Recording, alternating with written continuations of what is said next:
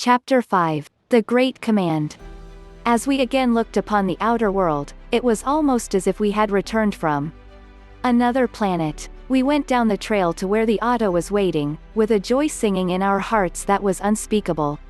We drove back and reached the Rayburn Ranch at 3:30 that afternoon. I could not help but wonder several times while at the ranch how it was possible for Rayburn to be engaged in such a line of business and still be privileged to have the marvelous experiences we had witnessed while at the Cave of Symbols.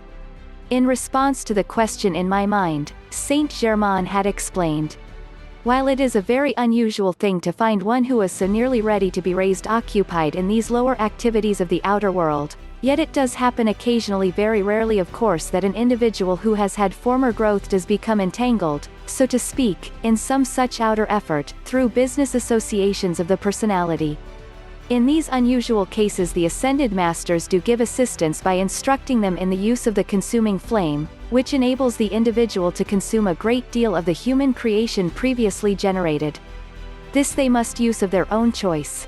In this way such an emergency can be taken care of and the plan of many lives fulfilled. We do not give sanction, however, to such avenues of work as the proper course for personal business activities. We do not want any misunderstanding about these conditions which the human side of mankind generates, for the raising of animals to kill for food is wrong from the beginning to end. But once in a while a soul of very great growth becomes enmeshed in some such activity through the suggestions and general conditions of the outer world. When this happens, the great divine law, through the wisdom of the Ascended Masters, provides a way to help the individual who reaches forth for his full attainment and wants to be free. At 7 o'clock on the morning of the 9th, we were to drive back to the mine.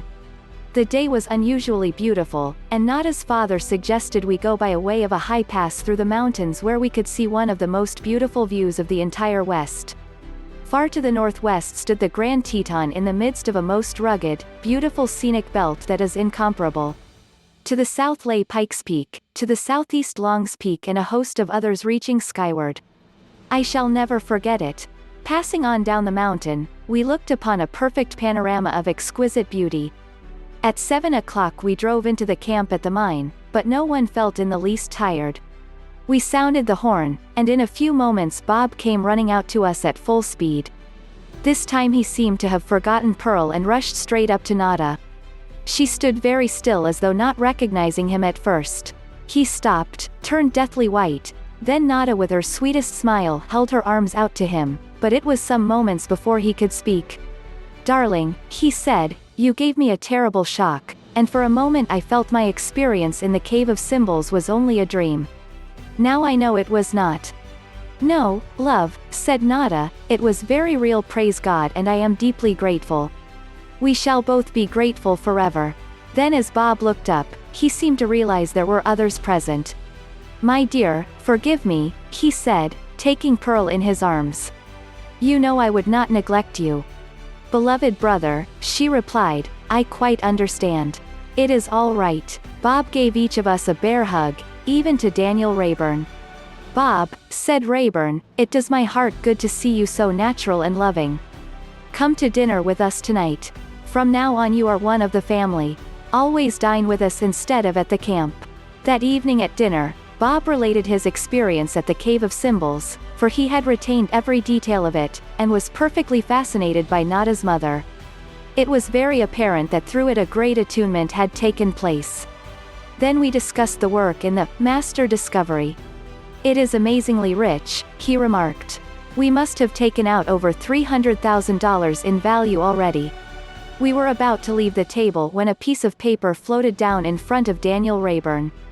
On it were the words, "May I have the privilege of dining with you tomorrow evening, and of supplying the food from the universal substance? I might suggest that you allow your housekeeper a vacation for the evening."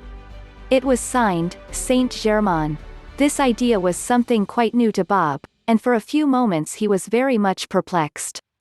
"Do you mean to tell me," he said, "that the master will provide the dinner from the invisible?"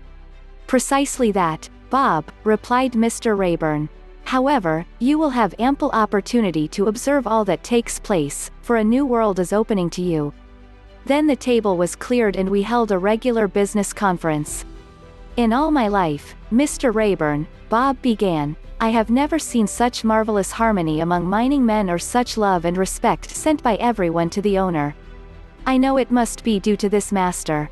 The new assistant, Dave Sutherland, has arrived, and I would like to have you meet him in the morning. He was a classmate of mine at the School of Mines in Colorado and graduated a year after I did with high honors. Better have him come now, Rayburn replied. Bob phoned, and in about half an hour there entered a fine-looking young chap at least 6 feet 2, well-built, with a frank, open countenance that would win the heart of anyone. He was a man of high honor and sterling ideals, and one felt he could be absolutely trusted at all times. The next morning, Rex and I went with Bob to the office and found Dave already there. He seemed very grateful and appreciative for his opportunity to be with Bob and Rayburn. Gee, I never dreamed I would get so near heaven, he said with frank enthusiasm. Dave, Bob answered, you don't know how near heaven you really are. At 5:45 we gathered in the living room and had been there for about a quarter of an hour when someone tapped very gently on the door. When Rex opened it, Saint Germain stood before him in a beautiful white flannel suit, a perfectly groomed gentleman of the modern world. I thought I would give you a little surprise, he said, greeting us all with his loving, gracious smile. Well, Bob, he said, looking at him quizzically, why don't you do it? Bob seemed confused for a moment, and coming up, threw his arms around the master and gave him a big hug. My beloved brother, he went on, the first step to perfection is to be natural, for all things are right when the motive is divine. Bob saw at once that Saint Germain knew his inmost thoughts. Now if we may all take our place at your table, we shall dine. The linen and entire service required tonight will be permanent and will be presented to Pearl and Rex as a gift from one who loves them very much. Daniel Rayburn seated our beloved Saint Germain at the head of the table, Nada at his right and then Bob, Pearl, Rex and myself at his left, he taking the other end of the table. All bowed their heads in silence as the master gave praise and thanks for an abundance of everything they required. As we raised our heads, the most exquisite white cloth covered the table, with napkins for each. In the center was a beautifully carved jade vase filled with roses, some of them buds just opening, and their wonderful fragrance filling the entire room. A crystal goblet containing a golden liquid appeared at each place. Saint Germain raised his glass and gave a toast in which we all joined. To the full illumination, glory, and perfection of each one of you and of all mankind. Bob drained his glass rapidly, and as the essence rushed through his body like lightning, the expression on his face revealed his surprise. Next came the plates, cups, saucers, and other dishes of the most exquisite china we had ever seen. It was like the substance of pearls, with embossed golden leaves of wonderful design. The knives, forks and spoons were made of a rare white metal with carved crystal handles. On the place of each appeared what looked like an individual meatloaf, but when we tasted it, there was no meat in it. This loaf, Saint Germain explained, contains a combination of substance not yet known upon earth. You see, there is a definite reason why we never eat meat, and why human beings should not eat it either. This is because the atoms of which it is composed are the condensation into the substance of this world of mankind's own vicious thoughts and feelings of the past. Animals were not in existence upon this planet during the first 2 golden ages. They only began to appear after humanity had generated the discord that followed those first 2 periods. The first creation, described in Genesis, referred to these 2 golden ages, and they were described as very good. Then the mist arose, and the so-called fall of man came about by the attention of the intellect becoming focused upon the appetites of the body, through the feeling. Thus the outer mind became more and more enmeshed in the world of things, and hence forgot the source and powerhouse of its being, which is the mighty I Am presence. The plan of completeness, or divine way of life, was lost sight of, and more discord has continued to creep into the feeling of humanity ever since. As long as human beings insist on killing animals, they will never be able to break the vicious habits within their own feeling by which they have bound themselves, for they are constantly destroying their own bodies and shutting out the finer mental impulses. The love of mankind for domestic animals is raising and purifying some of that past creation and releasing that stream of life into a more harmonious phase of existence. As humanity becomes more harmonious and pure, all animals will disappear from the earth. Even the weeds and blight upon plant life will be removed, and the earth once again return to her pristine purity, described as the Garden of Eden, meaning obedience to the divine wisdom. The great harm of meat eating is that the flesh of the animal records the feeling of fear it experiences when killed. The animal has an emotional body, and the vibration of fear recorded previous to and at the moment of death qualifies the flesh, and that quality is absorbed by the emotional body of the human being who eats it. It also causes a certain substance to condense into the brain, which dulls the intellect and prevents the finer impulses from flowing into it from the mighty I Am presence. This substance even an ascended master will not interfere with, because the individual does these things of his own free will. Fear, in its many subtle phases, is the predominant feeling within mankind today, and it is the wide open door through which the sinister force holds its control in the personality and does its destructive work. The teaching that it is necessary to eat meat in order to obtain strength is vicious and entirely untrue. For the elephant, one of the strongest creatures on our earth, is a non-meat-eating animal. The idea that serums made from animals can produce health and perfection or protection against disease in a clean child's body or that of an adult is another consciously directed activity of the sinister force in this world. It breaks down the health and resistance in the race, that the destructive feeling may hold sway and destroy the ideals of mankind. The medical profession has been unknowingly made a cat's paw for this destruction, under the guise of science.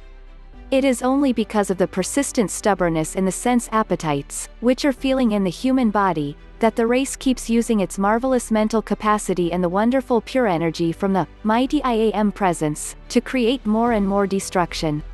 When human beings will spend the same amount of time and energy studying perfection and the wonderful miracles of creation that face us everywhere as they now do in gratifying the physical appetites and whims of the personal self, they too will produce the same miracles the ascended masters are able to do.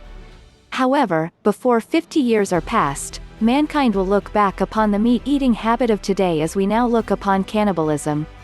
There are several things that leave a substance in the brain which must be cleared away if the full perfection from the mighty I Am presence is to be released through the personal consciousness.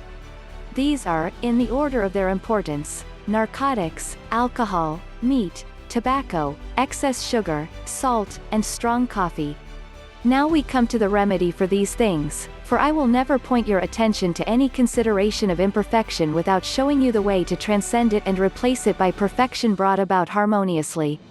I want you to realize always that whatever needs to be changed in the physical experience, if you will call your mighty I Am presence into action through your mind and body, the result will always be produced without suffering or discord of any kind. The way of perfection, which is the activity of the I Am presence, never demands of the personal self anything but the letting go of its chains, its discords, its limitations and its sufferings, and this change is always brought about harmoniously and through divine love. The way to purify the brain and body structure, if the personality has been putting these substances into the physical body in the past, is to call to your mighty I Am presence, to pour through your mind and body its violet consuming flame, using the following affirmation: mighty I Am presence, blaze through me thy consuming flame of divine love. Take this desire out of me, annihilate its cause and effect, past, present and future, and replace it by the fullness of yourself, your perfect satisfaction, and hold your full dominion here forever. This same affirmation can be used for another with the same miraculous and permanent accomplishment. Then spend a few moments at least 3 times a day visualizing yourself standing within a pillar of violet flame rushing from the feet to some distance above the head and extending for at least 3 feet on each side around the body.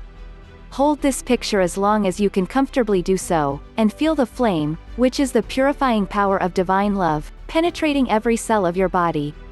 This dissolves all impure and unnecessary substances in the cells of the body, thus clearing and illumining the consciousness. This is part of the knowledge of the sacred fire which has only been taught in the retreats of the Great White Brotherhood throughout the centuries. It is the way the ascended masters purify, heal, and harmonize mankind and the very earth itself. It is the power by which so-called miracles are performed.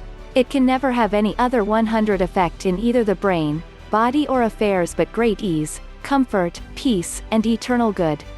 In my reference to the animal creation of this world, I wish you to understand that the birds were originally created by the Ascended Masters as messengers for the use of humanity.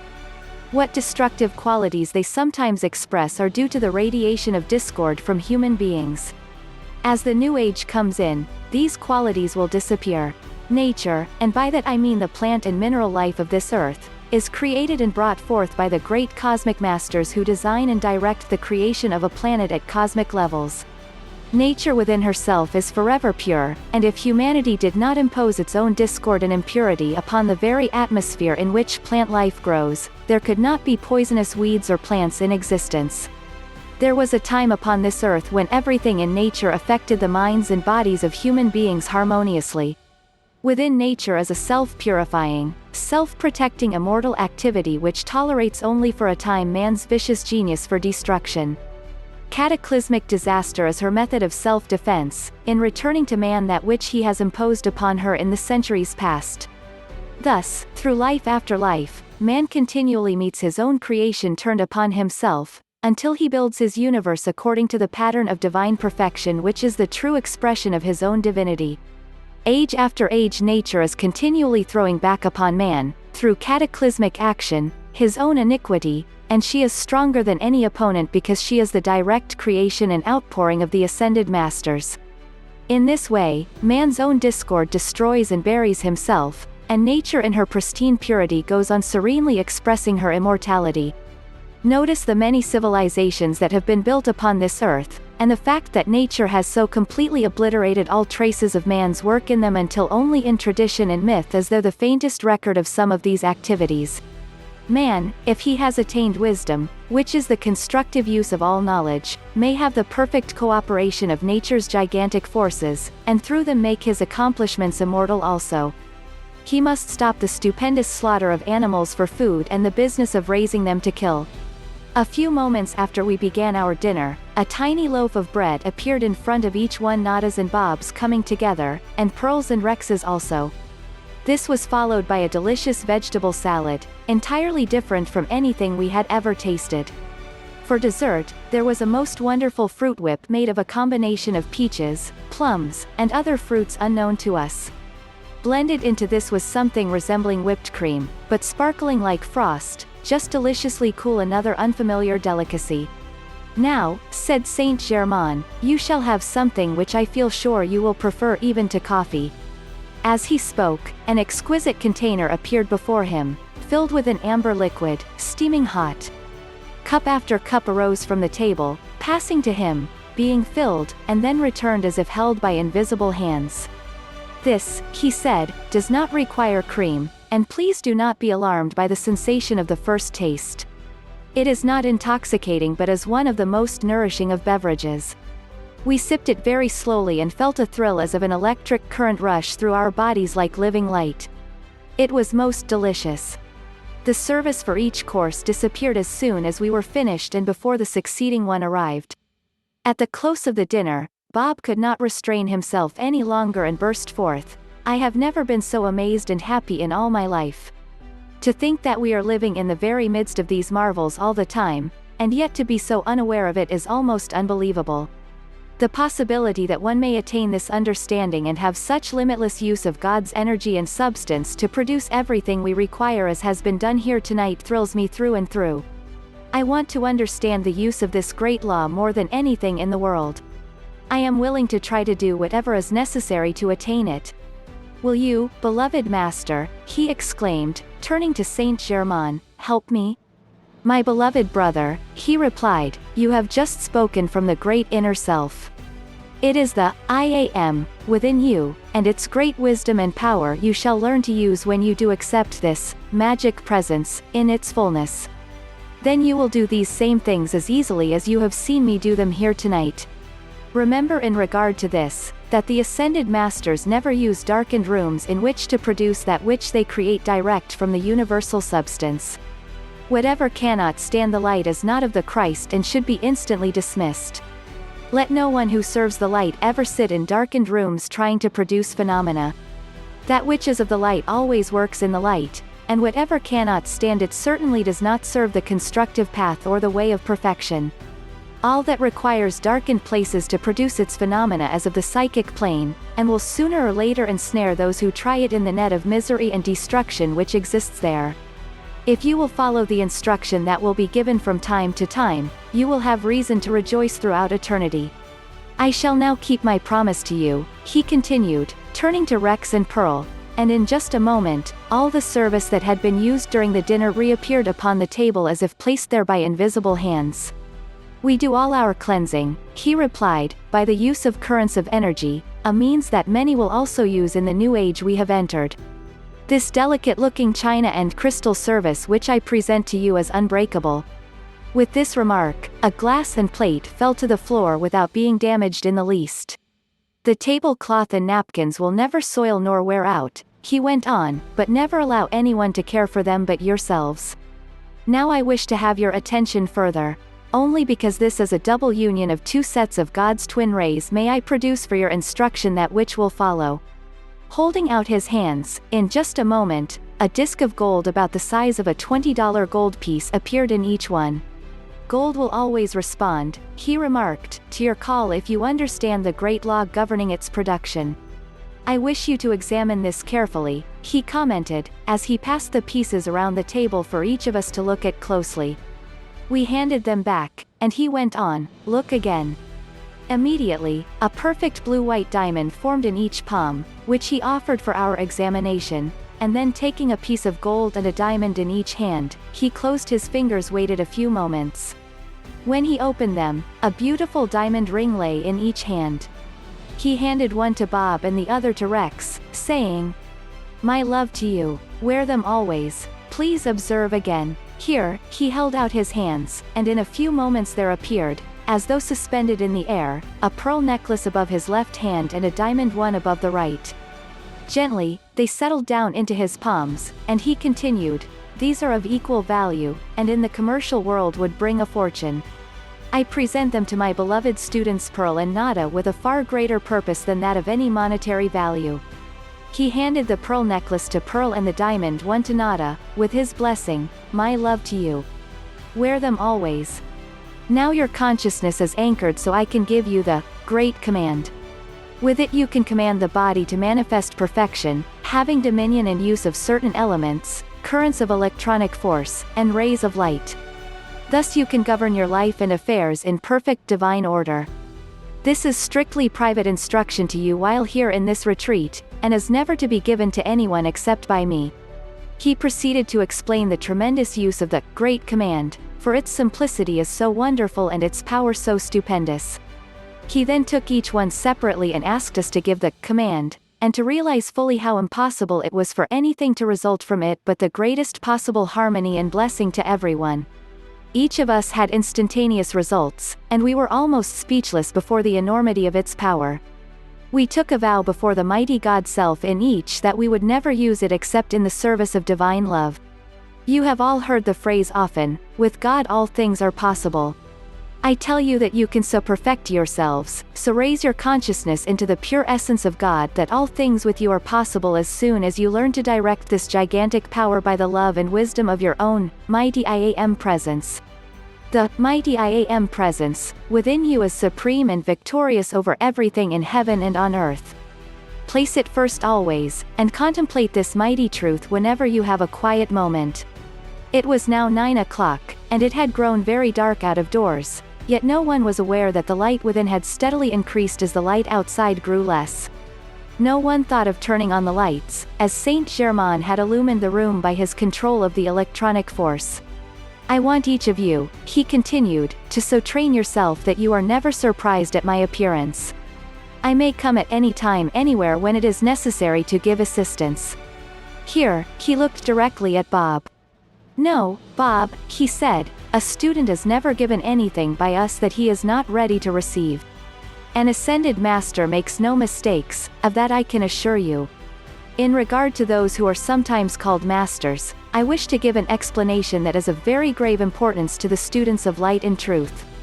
In the first place, there are those called masters, some of whom have attained a very high degree of wisdom and maintained life in the physical body for nearly 2 centuries, yet have not raised the body as beloved Jesus did.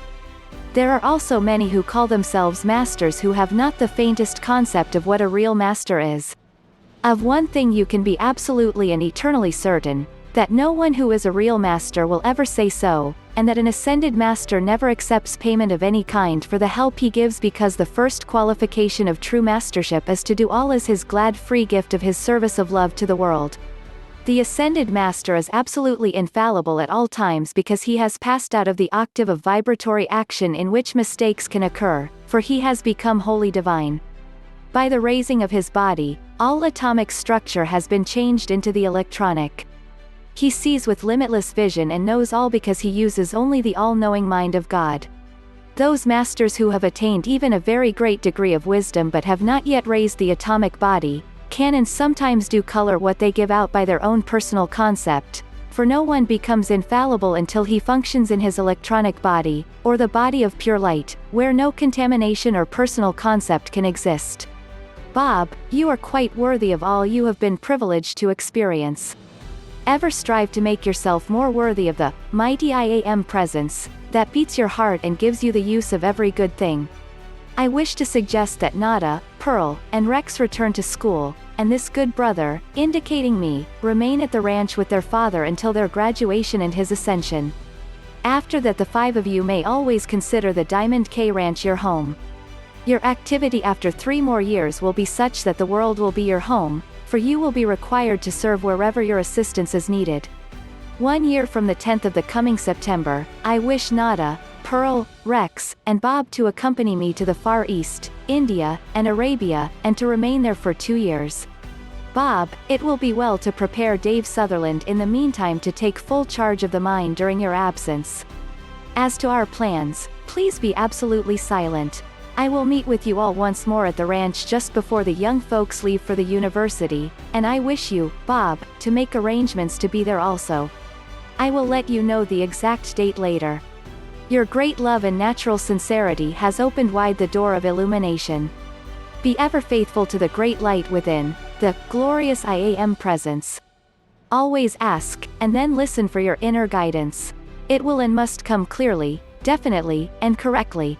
I rejoice to have been the guest of such noble, faithful friends. My love and blessings shall always be with you.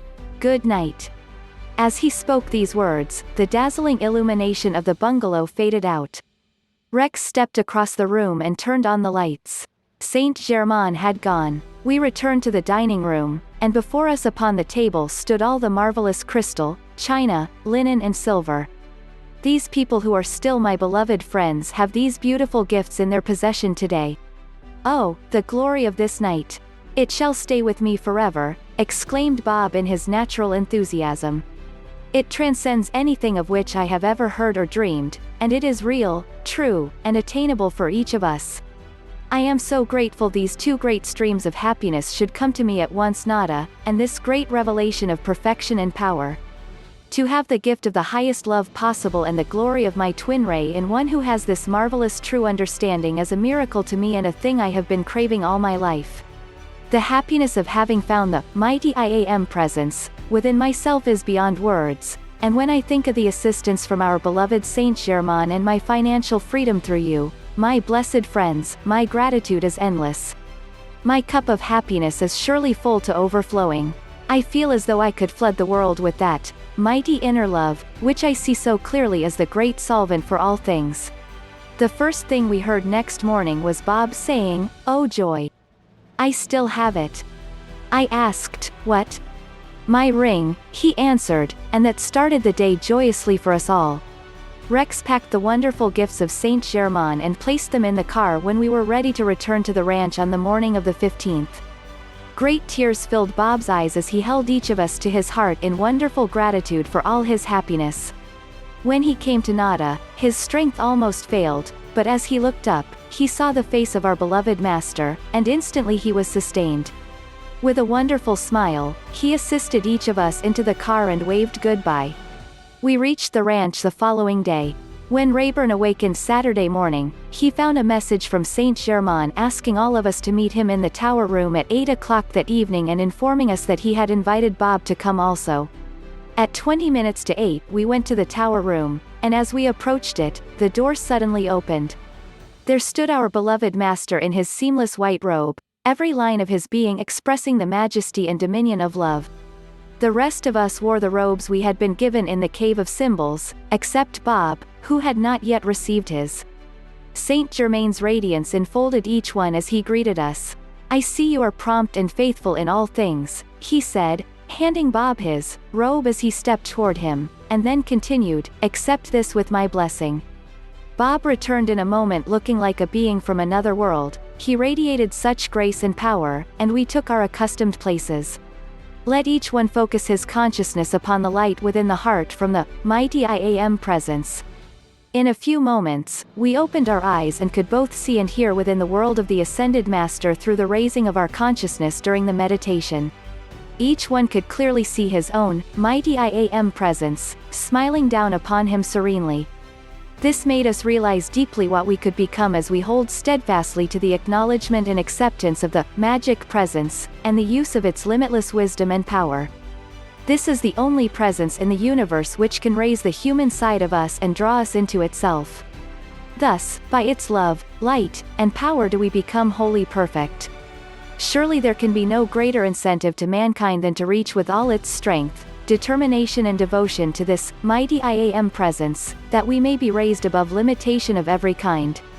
Then shall we be enabled to live as was originally intended and render service that is truly divine. The opportunity to see, even for a few moments, our own electronic body, is a blessing and privilege that cannot be overestimated, for it gives us strength and encouragement, drawing us like a magnet until at last we enter the Holy of Holies and become one with the source from which we sprang. After a few moments of contemplating that mighty I Am presence, Saint Germain lowered the vibratory action until most of that higher consciousness faded from our sight. "Do you not see, my dear ones," he explained, "how easy it is to consciously lift your consciousness until it expands and encompasses everything you can possibly desire to know? This is the method I wish you to use, and by so doing raise your awareness to where you do actually comprehend the great law and attain its complete use and operation. Do you not see how you can utilize and direct this mighty energy without limit? You will soon be doing it quite easily yourselves.